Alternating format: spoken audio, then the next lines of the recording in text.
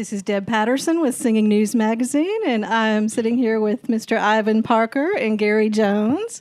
So glad to be here with you guys. Thank you. We're thrilled to be here with you. Well, thank you. We are talking about Ivan's new album, which is called Feels Like Home. Here's a copy of that. And tell us a little bit about this album. How did that idea come about to do this album of classics from your past?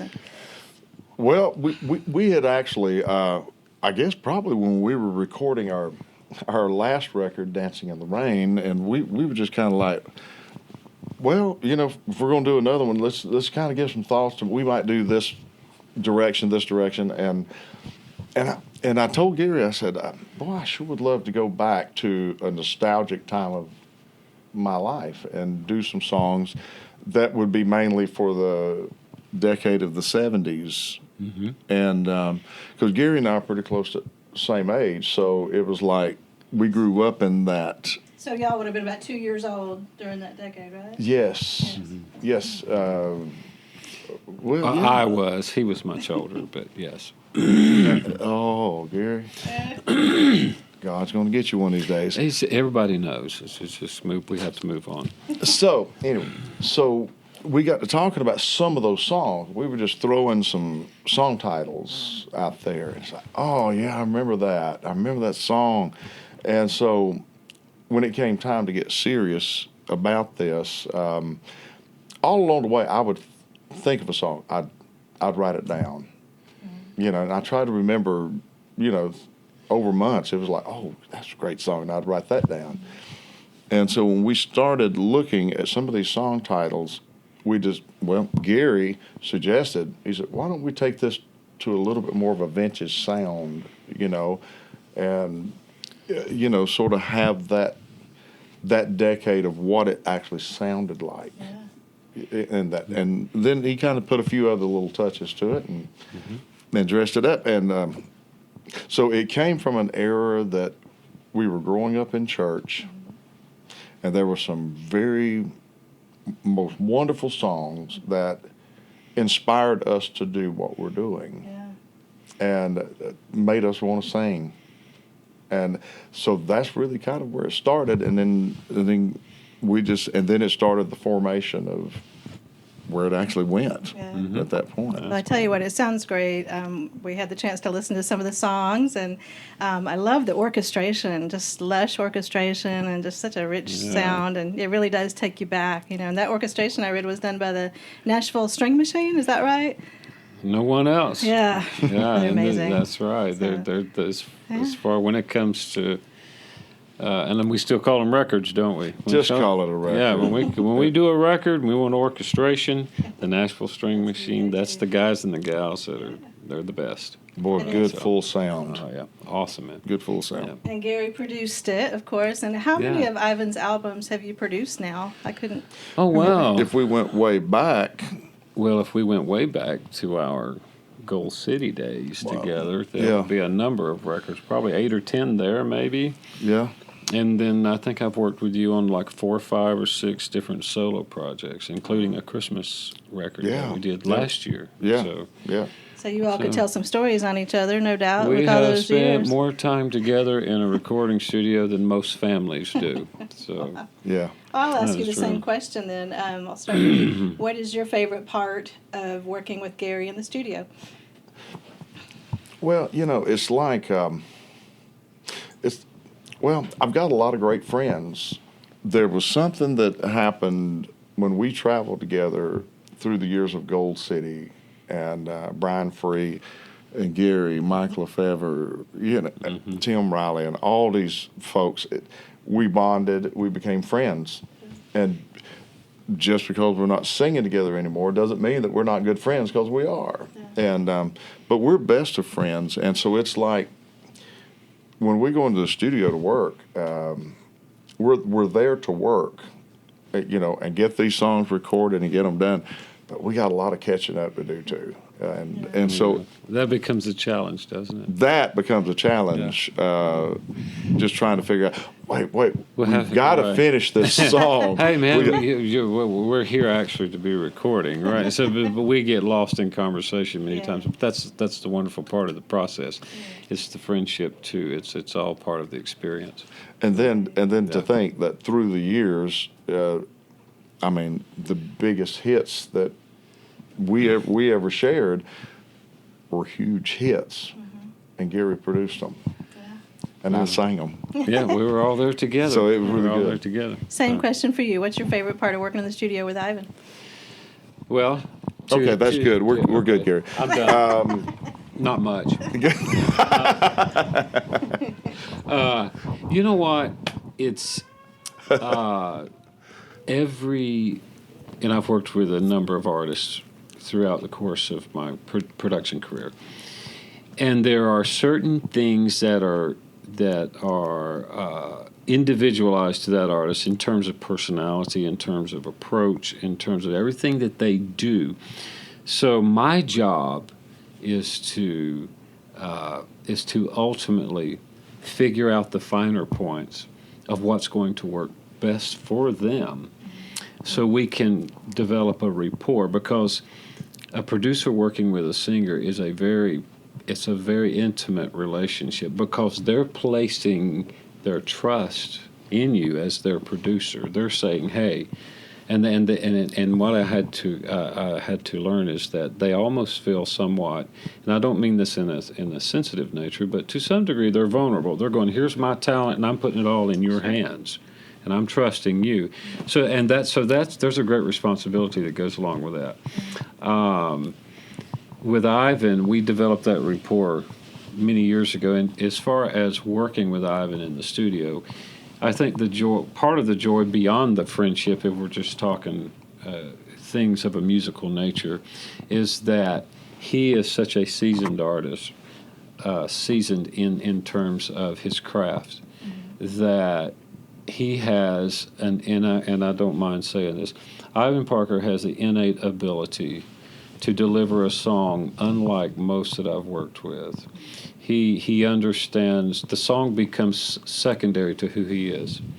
He bonds with the song. So if I'm feeling, hey, I think this line needs to be interpreted a certain way, he's already there. I'm not having to ask him to bring that for me. Matter of fact, our relationship working together is so good in that regard that a lot of times I can just look at Ivan and he'll go, and he'll look at me and he'll go, and we don't even have to exchange words. He'll go, "I know, I know," and then out comes what I was looking for. So it's a joy, because it's not. For me, I'm not having to hard produce. I'm just gently steering, and because he is so incredibly, he has the ability to become one with the song, is what I'm trying to say, and deliver it in such a fashion that he's already ahead of me, man. I'm not having to work hard right here. So that is a joy. You asked me that's one of my biggest joys right there. Yeah, absolutely. That's cool, Garry. That's the truth, man. That's I'm cool. letting the world know. Trying to keep me focused. That's bottom line. Yeah. I love you, bud. Do you? He was just talking about how you interpret the songs. Do you practice a lot for that? Do you ponder the song a lot before recording, or do you just does it just kind of come out naturally? Or You know, I really don't. And I've got a couple reasons for that. I don't really drill hard on a song. You know, I'll listen to it when we're sitting there listening to it. We'll find a song that will fit this particular project. We'll listen to it and we'll throw the ideas out there. Well, good song, mediocre song, or this is going to be a hit song. And we will actually sit there and talk about it. And so then when we pick the songs, I'll sit there. I don't know. I think I'm just one of these kind of people, and we both are, and that's what makes us work I guess, so good together, because when we're actually listening to the song for the first time, we're listening way into this song. We're hearing an arrangement at the same time. We're hearing different things about this song, and I can pretty much listen to the melody of the song and hear this message to kind of know how I'm going to approach it. And then Garry, he just puts the icing on that cake, and just orchestrates the whole thing. And so then I don't spend a whole lot of time rehearsing it, because I think sometimes you can rehearse it to where it sounds cookie cutter. Yeah. If you'll let it flow. Doesn't sound genuine. Yeah, I want it to sound natural. I want it to sound real. Right. I like that. Well, let's talk a little more about some of these songs. We've got "Feeling at Home in the Presence of Jesus" by Bill and Gloria Gaither, and what a beautiful song. You can never go wrong with a Gaither song. No, not at all. And then, great writing. "Through It All" by Andre Crouch, and that one, I mean, so many people have recorded that one, but you sound amazing on it. You give it a really great feel. Well, thank you. That was actually one of those songs that Garry actually put that different approach to. That's one of those that you did that. Oh, it was kind of I don't even know how to describe that little bit of a vintage sound that you put in it. It just took it into a different era. You know, it didn't sound like the same Through It All track that everybody hears, but it was just enough to where it just really put something special with it. And so, yeah, that turned out pretty cool. Now, one I haven't heard yet is "Why Me" by Chris Christopherson. So how'd you come to choose that one, and tell us a little bit about the sound of that? What people can expect for that one? Do you want to answer that? I don't remember, and maybe you better than I think that was one of those songs we were looking for. I think it was sort of after we had picked this lump sum of the majority of the songs had already been picked. Yeah. So we were looking for a few more, and the whole idea was, what is something that's going to speak not only to us but to everyone as a whole?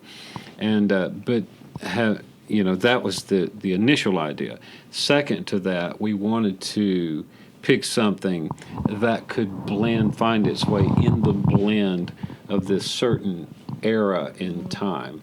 This some may refer to it as vintage, or classic in nature, or what have you.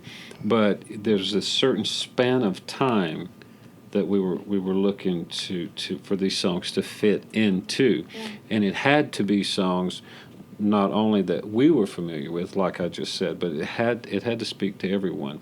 So our search it wasn't specific to Why Me, Lord.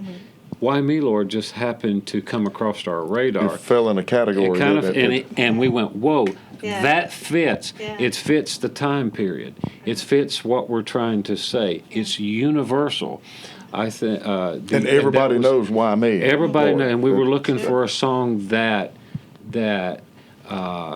if there was a good chance that if you had someone sitting in an audience that maybe necessarily wasn't a Southern gospel music fan, but perhaps their mom and dad are, or their grandparents were, there's a good chance that they heard "Why Me, Lord" as their parents were listening to it, or their grandparents, because that song kind of crossed musical barriers. Yeah. It was a universal song. Right. I mean, Chris Christopherson, number one, being a secular artist, and then number two, it found its way into the gospel world. Yeah. It wasn't originally recorded, intended to be that market, but it found its way there. Yeah. So that was kind of the idea. Everybody can relate. And everyone can relate to it. So, when you have secular artists singing "Why Me, Lord," so and they don't even know why, but we know why, right? Yep. So that was the whole idea, to find something that fit the time frame, but that spoke to everyone as a whole. Absolutely. That was the idea, I think, right? Yeah. That's how that happened. Wow. Well, it's an amazing album, and I know everybody's going to love it for sure. I just wanted to ask you again, get back to your time in Gold City together. How many years was that you spent 11 traveling? or Do you 12. remember? I was there 10 and a half years, 10.5 but years.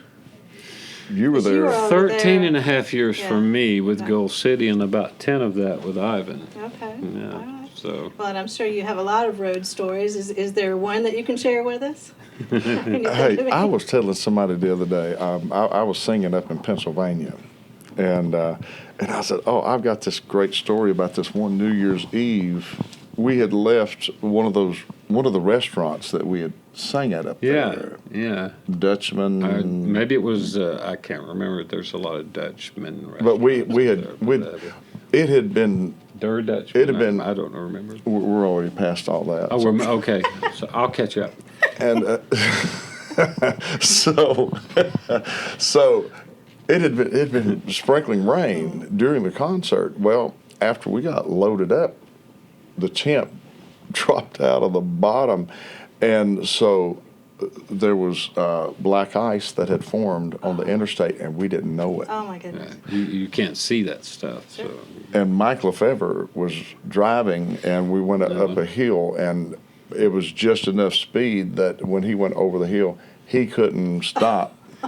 well, the bus started sliding. It started sliding. And we were pulling, I don't know if you remember, we had a trailer that we Oh, used my to pull, and it was behind the bus. And sometimes in front, and Yeah. sometimes to the side. So here we go down this long, Oh, downgrade on the interstate. It was like it looked to be about a couple miles. Oh, it had to be It at went forever. least that. That's you're all white knuckling it and praying. Well, it was unreal how much praying we we did. were literally ice skating down the hill in a bus with a trailer on it. going At 60 to the side. Yeah. something miles Sometimes per the hour. trailer just enough around to where we could touch it. And Yeah. but there was all these 18-wheelers and like cars down at the bottom, and we saw this, and we're like going, We're not getting Guys, this through is this. it. Yeah, this is Yeah, it. We're yeah. not This going is to make it. this. I mean, there was enough time, if you remember, Ivan, there was enough time passing while this is going on. I mean, you had time to pray up. Yeah, You had time to repent of anything that you had You just see your thought or life said. flash before your eyes. Oh, and there was guys like getting under tables and I don't know, maybe someone Well, calling their wife said, this is it. I don't know. well, Brian, you know, because he's a little feller, so he was back there in his bunk, you know, just kind of running around praying. Running around praying in his bunk. Yeah. And If you remember. it came up to the front, talked a few minutes, and then talked a ran few back. minutes, but we Yeah. had a conversation. And this is the truth. Yeah, this is He came to the front going, "How are we doing?" "Oh no!" And then he'd go back to his bunk.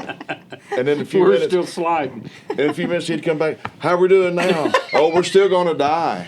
"Oh, okay." And then he'd go back to his bunk. What was the thing about this though? If you remember, Betty, down there at the bottom of that hill, there was, like he said, there was an 18-wheeler truck that had wrecked, and the back end of that truck was across the highway like this, Yeah. and almost crossing both lanes, but the one lane was just barely open, the tail limit. But there was a highway patrolman, if you remember, parked in that lane, assisting this guy, Yep. and his blue lights are going. So there's no way through. Yeah. We're out of control. We're 65, 70 miles an hour sliding. And we're blowing our horns and flashing our lights, and Mike Lefebvre's trying to get out of the steering wheel because he's Mike was petrified. driving. He's standing up. He's just, oh my God, He was And so- freaking out, and Gary was pushing back I was into the pushing back driver's down. seat. Just hold the steering wheel. Just hold on the steering wheel. And I was blowing the horns. And I'll never forget, Ivan, I'll never forget, about probably maybe 100 yards or so before we get to the point of impact, that highway patrolman looks up. I can see him in the lights, and he sees what's going on. He hears our horns blowing, and I seen him run. He run across there, jumped in his patrol car, and you could see his car going from side to side, trying to get out of the way. Yeah. Probably within 10 seconds of him getting out of the way, here we come. Well, the bus was sideways. The bus was As sideways we like this. approached it, the front end came around perfectly. Straightened up. Oh wow. And Right here's through the it. back Had some end of big that. angels on the roof. Here's of the that back bus. end of that truck trailer. Here's the big concrete wall, the divider in the between, with about 2 foot to spare on each side. We went like threading the needle straight through. Still sliding. And it was a miracle. It was a miracle. It Yeah. was what it it was was. a God thing. It was a testimony, even though we can have fun telling it. It was still a testimony because God had His hand on us, and to just think that was nothing anybody did. Yeah. There We was were nothing out of we control. could Couldn't do anything. They were out of control. You could turn the steering wheel like this. There was nothing we could do. It was But the out of our whole hands. unit straightened up just in time It did. to go It did. Wow. what we called thread the needle. That's right. And we slid over to the side of the road, and that bus came to a stop.